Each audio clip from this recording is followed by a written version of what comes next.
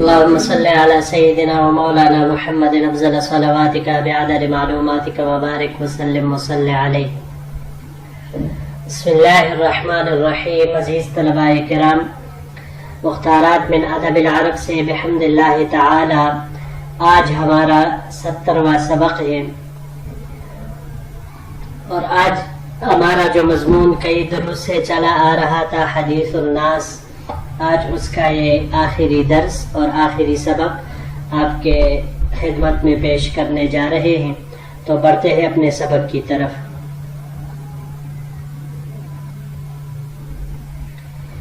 جی قبل میں ہم نے پڑھا کہ یہ صوفیہ حضرات جب ان دو زاہدوں سے اور تیسرے سے پھر مل کر جب وہ مایوس واپس آ رہے تھے تو راستے میں ابو الحسن عامری ان سے ملاقات ہوئی، ان کے سامنے اپنے حال احوال پیش کیے تو انہوں نے ان کو کچھ باتیں ارشاد فرمائی، جن سے ان حضرات کو پتہ چلا کہ ہمارے مرض کا علاج انہی کے پاس ہے. اس لیے ان سے درخواست کی کہ ان علوم سے جو اللہ تعالیٰ نے آپ کے اوپر منکشف فرمائے ہیں، ہمارے لیے کچھ روشنی کا سامان اس میں سے مہیا کر دیجئے تاکہ ہم شاکرین اور آپ مشکورین میں سے ہو جائیں. تو انہوں نے اپنی بات شروع کی.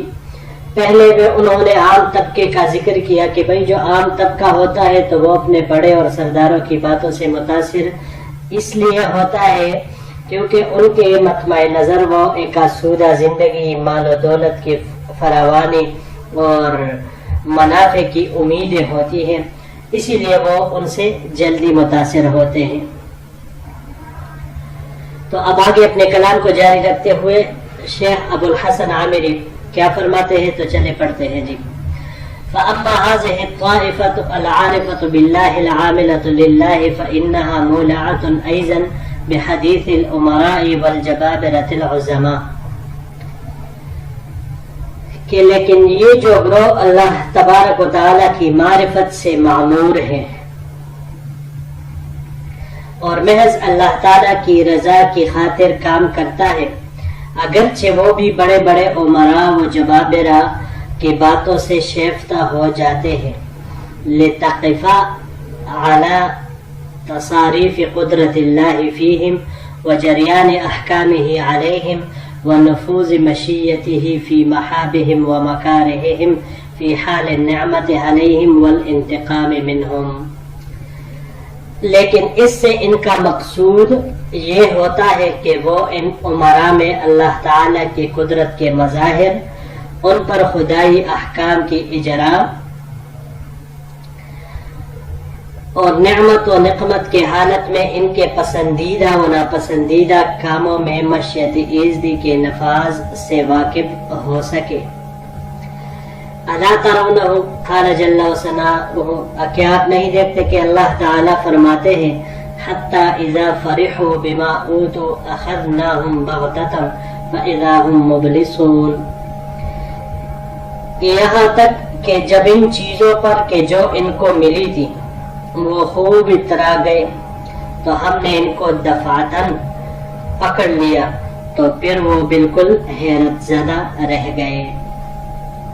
وبهذا الاعتبار يستنبطون خوافي حكمته ويطلعون على تتابع نعمته وغرائب نقمته، وها هنا يعلمون.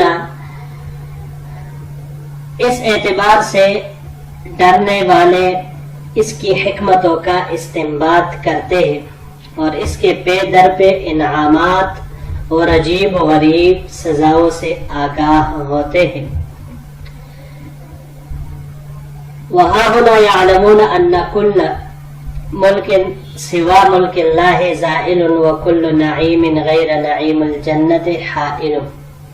اور اس طرح وہ یہ بھی جان لیتے ہیں کہ اللہ تعالی کے قبضے کے سوا اس کائنات کا ہر قبضہ، ہر ملک وہ روب زوال ہے، اور جنت کی نعمتوں کے سوا دنیا کی ہر نعمت فانی ہے. ويصير هذا كله سببا قويا لهم في الزرع إلى الله واللياذ بالله والخشوع لله والتوکل علی اللہ.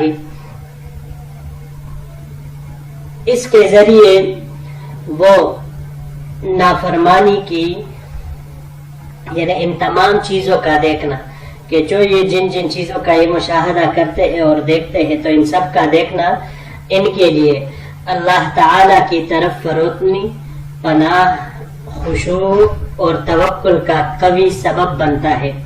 وَيَنْبَعِثُونَ بِهِ مِنْ حِرَامِ الْإِبَاءِ إِلَىٰ إِنْقِيَادِ الْإِجَابَةِ وَيَنْتَهِبُونَ مِنْ رَقْدَةِ الْغَفْلَةِ وَيَكْتَحِلُونَ بِالْيَقْظَةِ مِنْ سُنَّةِ السَّهْوِ وَالْبَطَالَةِ. اور اس کے ذریعے سے وہ نافرمانی کی پیاس سے اطاعت و انقیاد کی طرف لپکتے ہیں، خواب غفلت سے بیدار ہوتے ہیں، بیکاری اور خطاؤں کے بجائے بیداری اور ہوشیاری کا سرما لگاتے ہیں. وَيَجِدُونَ فِي أَخْذِ الْعَتَادِ وَاِكْتِسَابِ الزَّادِ إِلَى الْمَعَادِ وَيَعْمَلُونَ فِي الْخَلَاصِ مِنْ هَذَا الْمَكَانِ الْحَرَجِ. سامان اور زاد آخرت کو حاصل کر کے آخرت کی طرف راستہ پاتے ہیں اور اس دنیا سے نجات کا سامان کرتے ہیں. من هذا المكان الحرج بالمكاره المخفوف بالرزايا الذي لم يفلح فيه أحد إلا بعده. اور اس دنیا سے ہم نے کہا کہ نجات کا سامان پاتے ہیں کہ یہ دنیا کیسی جگہ ہے کہ جو گناہوں سے پر ہے، مصائب سے گری ہوئی ہے. الذی لم یفلح فیہ احد، اور اس میں آج تک کوئی کامیابی نہیں پا سکا. الا بعد، یہ اگلے سلائیڈ کے ساتھ اس کو جوڑیں گے کہ مگر وہ شخص کامیاب ہوا کہ جس نے وہ کام کیے جو پھر اگلے سلائیڈ میں وہ آئیں گے انشاءاللہ. اچھا جی، یہاں پر یہ کچھ الفاظ ہیں. پہلا اس میں سے مولعۃ. مولع یہ ولع سے ہے، یہاں پر باب سمع سے استعمال ہوا ہے ولعن. ولعن ولوعن، اس کا معنی شیفتہ ہونا، گرویدہ ہونا، اس معنی میں یہ آتا ہے. اور اس کو اگر ہم باب افعال سے لے لیں تو افعال سے بھی یہی معنی ایلاعن مصدر اس کا آئے گا اور معنی یہی شیفتہ ہونے کا ہوگا. اور اگر باب تفاعل سے لے تولعن تو پھر یہی بہت گرویدہ ہونے کے معنی میں پھر یہ آئے گا. اگلا لفظ نقمتہ، سزا کو کہا جاتا ہے، بدلے کو کہا جاتا ہے، اور اس کی جمع نقمات بھی آ سکتی ہے اور نقمن بھی آ سکتی ہے. اگلا لفظ ہے ینتہبون. نباہا، نباہا ینبہو نبہن یا نبہن، یہ باب سمعہ سے استعمال ہوا ہے یہاں پر اور اس کا معنی آتا ہے بیدار ہونا. لیکن اگر اس کا مصدر نباہتن آ جائے باب نصرہ سمعہ سے اور کرمہ سے بھی آ سکتا ہے تو پھر یہ شریف ہونے کے معنی میں ہوگا نباہتن. اور نبہن باب سمعہ سے یہ سمجھ جانے کے معنی میں یہ آئے گا نبہن، با کے حرکت کے ساتھ جب استعمال ہو. باب افعال سے جب اس کو ہم لیں گے انبہ ینبہ انباہن تو اس کا معنی آئے گا بھولنا. اور باب تفعیل سے تنبیہن بیدار کرنے کے معنی میں یہ آتا ہے. اچھا جی، اخذ العتاد. العتاد،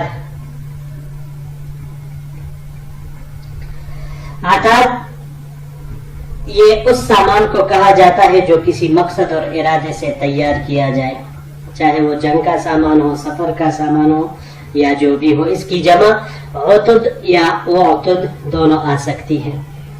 یہ یہاں پر باب کرمہ سے استعمال ہوا ہے عتادن، تیار ہونے کے معنی میں یہ آتا ہے. اور اگر باب تفعیل سے اس کو ہم لیں تعتیدن یا اسی طرح باب افعال سے اعتادن تو پھر یہ معنی اس کا تیار کرنا یہی آئے گا. آخری لفظ ہے المحفوف. محبوب خفافہ، خفافہ سے ہے، باب نصارہ سے یہ یہاں پر استعمال ہوا ہے۔ حفن مصدر بھی اس کا آ سکتا ہے اور حفن بھی آ سکتا ہے، دونوں طرح کے ہا کے فتح اور کسرے کے ساتھ استعمال ہو سکتا ہے، یہ گھیرنے کے معنی میں آتا ہے۔ اور اگر باب نصارہ سے ہی اس کا مصدر حفن یا حفافن آ جائے تو پھر یہ کہتے ہیں چھلکا اتارنے کو۔ اس کے علاوہ یہ باب ضربہ سے حفیفن، حفیفن سرسراہٹ ہونے کے معنی میں یہ استعمال ہوتا ہے۔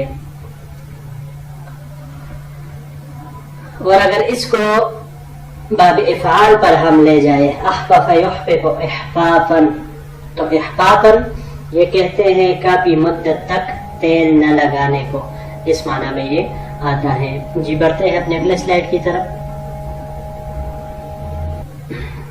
اچھا جی، تو یہ اس کے ساتھ ہے لم یفلح فیہ احد الا بعد ان ہدمہ وسلمہ، سوائے اس شخص کے کہ جس نے اس کو گرا دیا یعنی پھینک دیا، وسلمہ یا اس میں شگاف ڈال دیا ہو، وہرب منہ ورحل عنہ الی محل، اور وہاں سے فرار ہو کر ایک ایسے مکان کی طرف سفر کیا ہو، لا داء فیہ ولا غائلہ، کہ جس میں نہ کوئی بیماری ہے اور نہ کوئی تکلیف، یعنی اس دنیا کے عارضی گھر کو چھوڑ کر اس کے طرف، اس گھر کی طرف سفر کیا ہے کہ جس میں نہ پھر کوئی مرض ہے اور نہ ہی وہاں پر کسی کو کوئی تکلیف پہنچے گی۔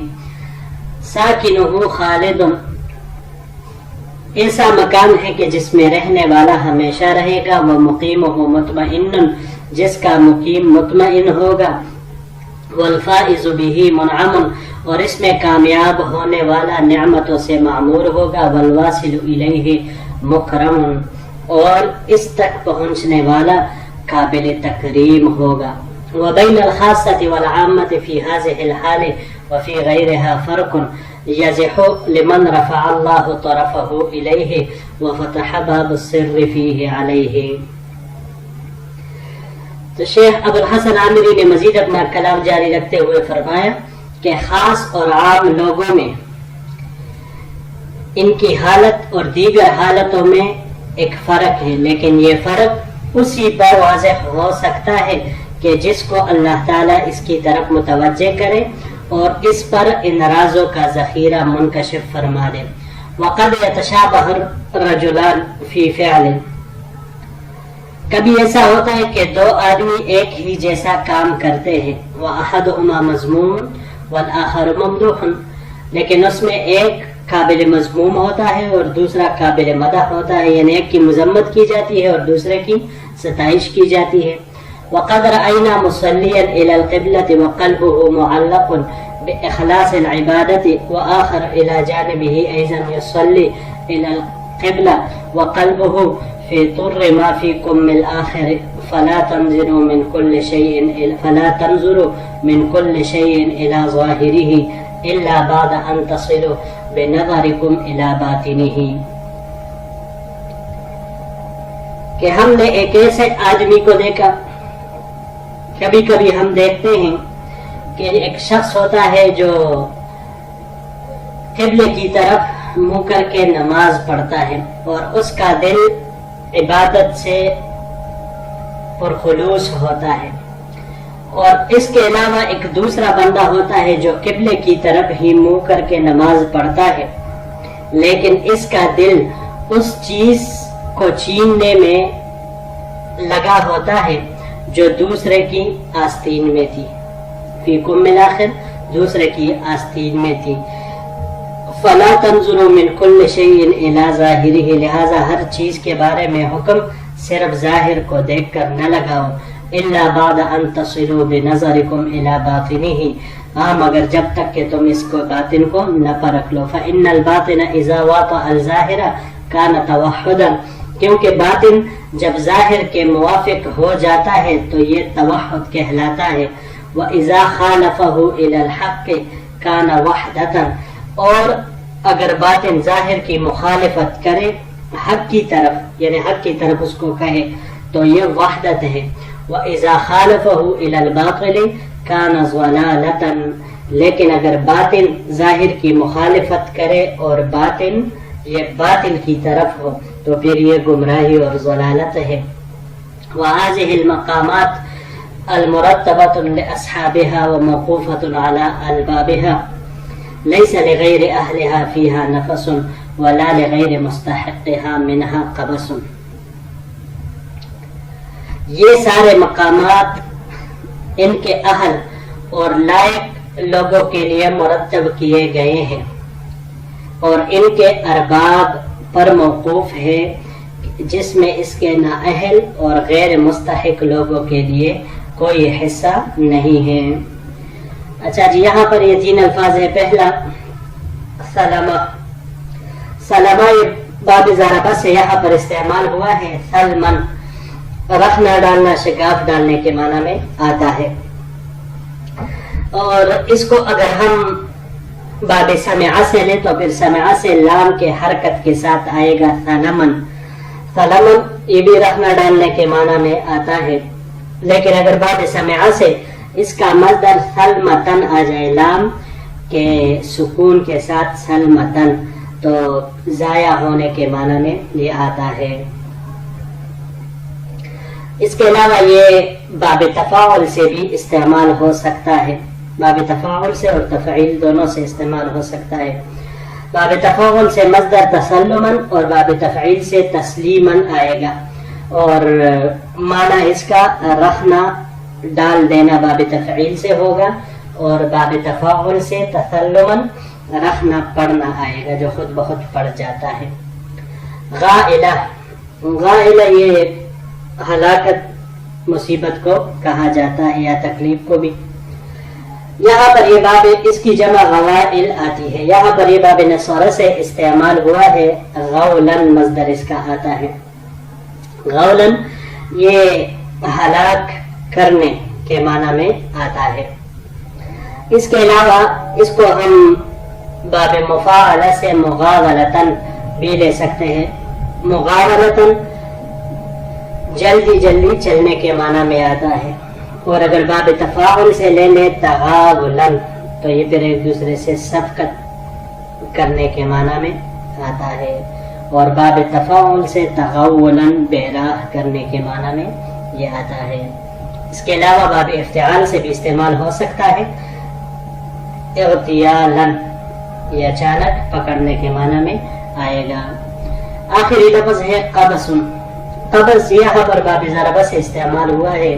قبسن باب ضربہ سے اس کا مصدر قبسن آتا ہے، قبسن سیکھنے کے معنی میں یا شغلہ لینے کے معنی میں یہ آتا ہے، اور اس کے علاوہ یہ ایک بس باب فعال سے استعمال ہو سکتا ہے۔